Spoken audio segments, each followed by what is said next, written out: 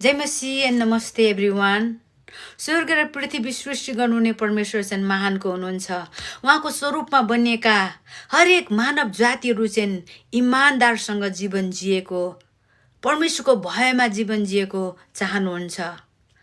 तर तपाईँ र म यो संसारमा रहँदै गर्दाखेरि हाम्रो इमान्दारिता अनि हामीले गरेको हरेक कार्यमा है परमेश्वरको भय अनुसार हामीले कुनै पनि कार्यहरू गर्छौँ, इमान्दारितासँगले जीवन जिउँछ र आफ्नो जिम्मेवारीलाई, आफ्नो पेशालाई, आफ्नो जागिरलाई, आफ्नो सम्बन्धलाई कन्टिन्यू गर्छौँ भने त्यो ठाउँबाट तपाईँ र म कहिलेकाहीँ पास हुन सक्दैनौँ। किनभने कुटिल मार्गमा हिँड्ने अनि इमान्दारितालाई घृणा गर्ने या तुच्छ ठान्ने धेरै मानिसहरू हामी भेट्न सक्छौँ। तर पनि तपाईँ र मैले चाहिँ परमेश्वरको भयमा परमेश्वरले चाहे जस्तो इमान्दारिताको जीवन जिउने कोसिस गरौँ। किनभने हितोपदेश 14:2 भन्दछ, इमान्दारसँग हिँड्नेले परमप्रभुको भय मान्छ, तर कुटिल मार्गमा हिँड्नेले उहाँलाई तुच्छ ठान्छ भनेर परमेश्वरको जीवित वचनले भन्दछ।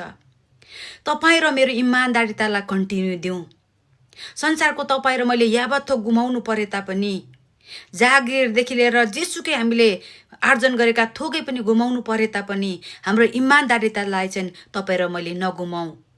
परमेश्वरको भयमा आफ्नो गर्ने कर्तव्यलाई चाहिँ कन्टिन्यू गरौँ।